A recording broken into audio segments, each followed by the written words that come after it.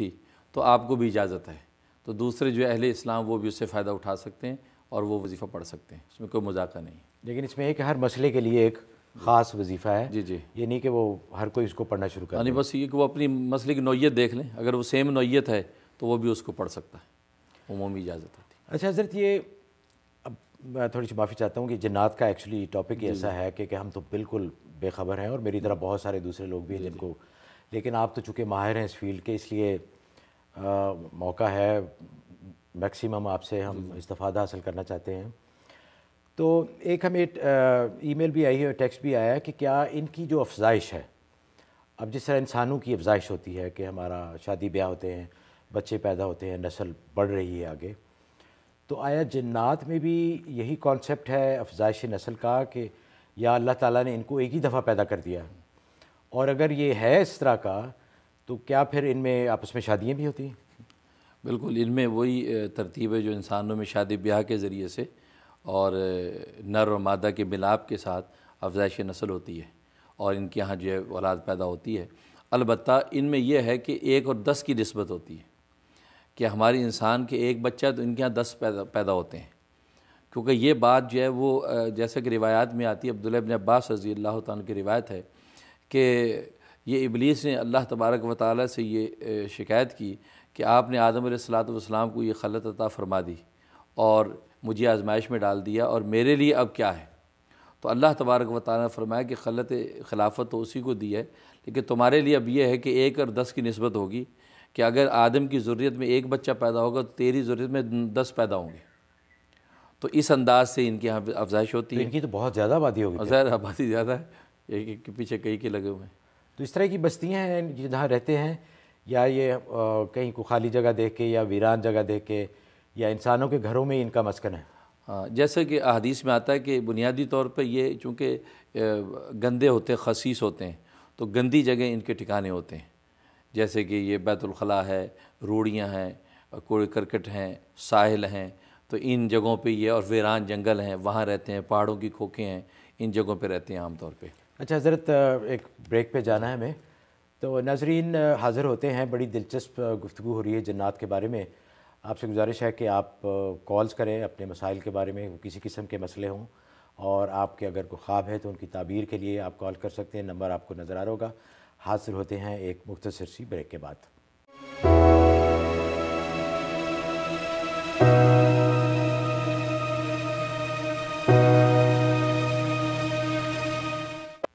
غیب کی باتیں ناظرین پروگرام میں آپ کو ایک دفعہ پھر خوش آمدید۔ یہ پروگرام آپ لائیو دیکھ رہے ہیں نیو یارک سے۔ آپ اس پروگرام میں کالز کے ذریعے شامل ہو سکتے ہیں، نمبر اسکرین پہ آپ کو نظر آ رہا ہوگا۔ اب ایک کال لیتے ہیں حضرت، پھر اس کے بعد مزید گفتگو کریں گے۔ جی السلام علیکم۔ السلام۔ کون صاحب کہاں سے؟ محمود صاحب الحمدللہ۔ ایک میں ہلو جی جی، میں سید فہد بات کر رہا ہوں نیو یارک سے۔ تو سب سے پہلے تو میں آپ لوگوں کو مبارکباد دینا چاہوں گا اس پروگرام کے لیے، جی بہت شکریہ۔ اور میں اپنے آپ کو بڑا خوش قسمت سمجھ رہا ہوں کہ میں اتنے عرصے سے ہر پروگرام میں ٹرائی کر رہا ہوں لیکن کال نہیں مل رہی، تو ابھی میری کال لگ گئی۔ تو یہ جنوں کے حوالے سے میرا سوال یہ تھا کہ بہت انٹرسٹنگ گفتگو ہے۔ سوال یہ تھا کہ ان کی عمروں کے بارے میں کیا ہے، کہ ان کی ایج کتنی ہوتی ہے، یہ کیا ان کی ایج ہمارے انسانوں کی طرح ہی ہوتی ہے یا بہت لمبی ہوتی ہے؟ اور دوسرا سوال یہ کہ ابھی جو گفتگو جتنی بھی ہوئی ہے جنات کے بارے میں، تو اس سے یہ پتہ چلتا ہے کہ یہ کافی انسان سے کم تر مخلوق ہے، کہ ہمیں تو گوشت ملے صاف ستھرا اور ان کو ہڈیوں پہ ملے، ہمیں تو جانور بالکل صاف ستھرے ملے، ان کو گوبر ملے۔ تو اس حوالے سے بات کرنا تھا کہ جب یہ انسان اور جن دونوں برابر کے لیے برابر مکلف ہیں اور جنت اور جہنم میں جانے والی مخلوق ہے، تو یہ اتنی کمتری کا احساس کیوں ہے؟ یہ تفریق، یہ اچھا سوال ہے جی بڑا۔ جی جی، پہلے تو انہوں نے عمر کے بارے میں کہ جہاں جنات تک ان کی عمروں کا تعلق ہے تو عمریں ان کی لمبی ہوتی ہیں، یہ سینکڑوں اور ہزاروں سالوں پر محیط ہوتی ہیں۔ تو یہ تو روایات سے ثابت ہے کہ ان کی اللہ تبارک و تعالیٰ نے بڑی لمبی عمریں رکھی ہیں۔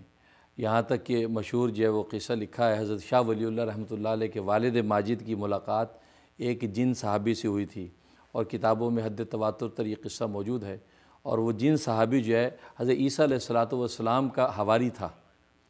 اب اسے اندازہ کریں کہ کتنی لمبی عمریں، تو عمریں ان کی لمبی رکھی گئی ہیں۔ اور دوسرے سوال کا جہاں تک تعلق ہے تو شریعت کے مکلف ہونے سے یہ لازم نہیں آتا کہ وہ ادنا اور اعلیٰ کا فرق مٹا دیا جائے، حالانکہ ادنا اور اعلیٰ کا فرق خود انسانوں میں بھی موجود ہے، انسانوں میں انبیاء اعلیٰ ہیں، اس کے بعد صدیقین ہیں، پھر شہداء، پھر صالحین ہیں، تو فرق مراتب سے یہ لازم نہیں آتا کہ جنت اور دوزخ کے اندر جو ہے وہ ان کی جو ہے داخلہ یا جو ہے ممنوع ہو جائے یا دوزخ کے اندر ان کا داخلہ ہو۔ تو یہ اس میں شک نہیں ہے کہ انسان جو ہے وہ اعلیٰ ہے اس مخلوق سے، جیسے قرآن کریم نے کہا یا بنی آدم کرمنا، ہم نے بنی آدم کو جو ہے اشرف المخلوقات بنایا ہے، اور جن جو ہے ظاہر ہے اس سے کمتر ہیں، اور لیکن اس کمتر ہونے سے یہ لازم نہیں آتا کہ آخرت کے اندر جنت دوزخ کا فیصلہ برابر نہ کیا جائے، کیونکہ یہ ادنا اور اعلیٰ کا انسانوں میں بھی فرق موجود ہے، صحیح بات، تو اس سے کوئی فرق نہیں پڑتا۔ اچھا حضرت، ایک اور کالر ہیں محمد اشرف صاحب نارتھ کیرولینا سے۔ جی اشرف صاحب السلام علیکم۔ وعلیکم السلام ورحمۃ اللہ جی، میرے 2-3 کوشچن ہیں، بڑے مختصر سے ہیں۔ جی جی فرمائیے۔ پہلا کوشچن تو یہ ہے کہ جب ہم نماز پڑھتے ہیں، خواہ وہ نفلی نماز ہو یا وہ فرض نماز ہو، تو رکوع اور سجدے میں جو تسبیحات ہیں ان کے علاوہ ہم وہ تیسرا کلمہ پڑھ سکتے ہیں یا یہ ہم پڑھ سکتے ہیں، کوئی اور دعا پڑھ سکتے ہیں؟ اور دوسرا کوشچن میرا یہ ہے کہ یہ امریکہ میں آج کل عام رواج وہ چلا ہے کہ تراویح کے وقت وہ قرآن پاک کو کھول کے پڑھتے ہیں، یا اہل سنت والجماعت کے نزدیک ایسے پڑھنے سے نماز ہو جاتی ہے؟ اور تیسرا میرا یہ کمنٹ یہ تھا کہ آپ نے پردے کے بارے میں پچھلی اتوار میں بڑی اچھی گفتگو فرمائی تھی، اور آپ نے فرمایا تھا کہ پردہ جو ہے یہ پورا کرنا چاہیے، اور میرا یہ مشاہدہ ہے کہ وہ بالکل صحیح بات ہے۔ یہ جو نعتیں وغیرہ اور یہ ٹی وی کے اوپر پیش ہو رہی ہیں تو وہ عورتوں کو لا رہے ہیں پورے 12 سنگار کر کے، اور یہ اچھائی کو برائی میں لپیٹ کے کیوں پیش کر رہے ہیں؟ وہ پردہ بھی تو نعت پڑھ سکتی ہیں۔ جی اشرف صاحب بہت بہت شکریہ آپ کا، بڑے اچھے سوال کیا آپ نے۔ جی حضرت، پہلا ان کا سوال ہے کہ سجدہ میں جو تسبیحات پڑھی جاتی ہیں۔ جی، یہ جہاں تک تسبیحات کا تعلق ہے تو نوافل نماز میں منقول تسبیحات کے علاوہ تیسرا کلمہ آپ بے شک پڑھ سکتے ہیں، اور مسنون دعائیں جو منقول ہیں احادیث طیبہ میں، سجدے کے اندر آپ وہ دعائیں بھی پڑھ سکتے ہیں۔ صرف نوافل میں؟ جی نوافل، فرض نماز میں؟ جی نہیں، فرض میں نہیں، فرض میں جو تسبیحات منقول ہیں وہی پڑھنی چاہیے، سے نوافل کی حد تک اس کی گنجائش ہے۔ اور تراویح میں انہوں نے پوچھا ہاں، دوسرا تراویح کا جو آپ نے پوچھا ہے تو اس کا یہ ہے کہ وہ قرآن کریم کھول کے جو پڑھنے کا رواج چل نکلا ہے، یہ قرآن و سنت اور عقائد اہل سنت کے اعتبار سے اس کی قطعاً اجازت نہیں ہے، اس سے عمل کثیر لازم آتا ہے، اور عمل کثیر سے نماز فاسد ہو جاتی ہے، لہٰذا اس رواج کو ختم ہونا چاہیے۔ یہی وجہ ہے کہ اگر قرآن کا حافظ نہیں ہے تراویح میں تو کوئی بات نہیں، الحم تری کیف کے ساتھ تراویح پڑھیں، قرآن کریم کو کھول کے پڑھنے سے وہ جو اپنی نماز کو فاسد کرتے ہیں، چنانچہ اہل سنت کے یہاں اس کی گنجائش نہیں ہے۔ اور تیسرا جہاں تک آپ نے وہ نعت کے حوالے سے خواتین کے پردے کی بات کی ہے، جی ہاں بالکل، ظاہر ہے کہ یہ تو ایک انتظامی معاملہ ہے، شریعت کا معاملہ وہی جو میں نے بتلا دیا تھا، یہ انتظامی معاملہ ہے۔ اگر میڈیا کے اندر جو ہے عورتیں اس طریقے سے بے پردہ آتی ہیں اور بناؤ سنگھار کے ساتھ آتی ہیں تو ظاہر ہے کہ قطعاً اس کی گنجائش نہیں ہے، اور یہ جائز نہیں ہے۔ اس میں ٹیلی ویژن والوں کو بھی اسلام کی جو ہے اقدار کا خیال کرنا چاہیے، بھلے نعت، جی بظاہر ہے۔ حضرت ایک اور کالر ہیں سلمان صاحب بروکلن سے۔ سلمان صاحب السلام علیکم۔ السلام علیکم سر۔ وعلیکم السلام۔ کیسے آپ، خیریت سے ہیں؟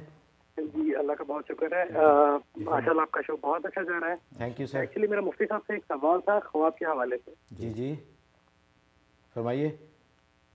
السلام علیکم مفتی صاحب۔ وعلیکم السلام۔ جی ایکچولی میرا خواب سے مجھے ایک تو یہ معلوم کرنا تھا کہ جو خواب ہوتا ہے، کچھ لوگ کہتے ہیں کہ یہ خواب جب ہمیں آتے ہیں تو ہمیں یہ کسی کو بتانا نہیں چاہیے، اس کے برے نتائج ہو سکتے ہیں کہ 3 دنوں تک خواب کسی کو نہ بتائیں۔ ایک تو یہ تھا، اور دوسرا یہ تھا کہ خواب کی مطلب خواب اگر آپ نے کسی سے تعبیر جاننی ہو تو رات کے وقت آپ کہتے ہیں کہ رات کو خواب نہیں سنانا چاہیے، اس کے بارے میں کیا حقائق ہیں؟ اور تیسرا میرا ایک آخری سوال یہ تھا، خواب میں نے دیکھا ایکچولی 2-3 دن سے مجھے اس طرح کے مسلسل خواب آ رہے ہیں، جیسے مطلب مجھے اسلام کی طرف سے جیسے مجھے اٹریکشن ہو رہی ہے۔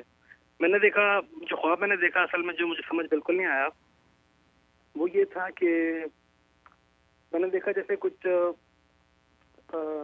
یہود ہوں یا اس طرح سے کوئی گیٹ اپ تھا، وہ قرآن پاک کو جلا رہے ہیں، اور کافی بہت بڑا ہجوم ہے، اور میں ادھر کہیں قریب میں کھڑا ہوں، اور اچانک مجھے اللہ کی طرف سے کوئی طاقت آ گئی، جلال سا میرے اندر آ گیا، اور میں اللہ اکبر کہا ان کی طرف گیا ہوں صرف، ان کی طرف چل کے گیا ہوں، وہ سارے منتشر ہو گئے ہیں اور میں نے قرآن پاک کو، وہ جل تو گیا تھا لیکن میں نے اس کو سنبھال لیا. تو میں جاننا پلیز مہربانی کر کے مجھے بتائیے گا. ٹھیک ہے جی، بہت بہت شکریہ آپ کے سوال کا. جی حضرت، پہلے تو انہوں نے پوچھا ہے کہ خواب کسی کو بتانا چاہیے یا نہیں. تو جہاں تک کہ خواب بتانے کا تعلق ہے تو حدیث میں آتا ہے کہ خواب تو بتائیں لیکن ہر ایک کو نہ بتائیں. حبیباً او لبیباً کا فرمایا ہے کہ یا تو کسی سمجھدار عالم کو بتائیں یا کسی مخلص دوست کو بتائیں. ہر ایک کو خواب ذکر نہ کریں. اور اچھا خواب ہو تو فرمایا حضرت علی رضی اللہ تعالیٰ عنہ کی روایت ہے کہ اس کی تعبیر معلوم کرنا ضروری ہے، واجب ہے. اس لیے کہ اچھے خواب میں ہو سکتا ہے آپ کو کوئی بشارت ہو یا کوئی تنبیہ ہو، ظاہر ہے کہ جس سے آپ کو نفع ہوگا. لیکن اگر ڈراؤنا اور برا خواب ہو تو اس کا تذکرہ نہ کریں کیونکہ وہ شیطانی خواب ہے اور شیطانی خواب کی کوئی تعبیر نہیں ہے. دوسرا تھا جی کہ انہوں نے پوچھا کہ رات کو، جی ہاں، باقی یہ جو رات کو خواب بتانے کی بات ہے تو یہ ماہرین فن نے اصل میں اس حدیث سے اس کا اخذ کیا ہے کہ سرکار دو عالم صلی اللہ علیہ وسلم فجر کی نماز کے بعد صحابہ سے فرماتے تھے کسی نے کو خواب دیکھا ہے تو بتلائے. تو چونکہ سنت یہ ہے کہ دن کے سویرے میں خواب پوچھنے کا معمول تھا، لہٰذا اس لیے دن کے سویرے میں خواب پوچھنا چاہیے، رات کو خواب نہیں پوچھنا چاہیے. اور تیسرا جو خواب آپ نے دیکھا اس میں ظاہر ہے کہ اگر اللہ تبارک و تعالیٰ کے دین پر آپ جو ہے باقاعدگی سے چل رہے ہیں اور نیک اعمال پہ عمل کر رہے ہیں تو بہت اچھی بات ہے، یہ بشارت ہے. لیکن اگر آپ اس میں کوتاہی کرتے ہیں تو پھر آپ کو دین کے ساتھ ایک تعلق بڑھانا چاہیے اور ایک جو ہے اپنی جو دینی حمیت اور غیرت جو ہے، بھلے آپ غیر اسلامی ملکوں میں رہتے ہیں لیکن ایمان جو ہے یہ سب سے بڑی دولت ہے.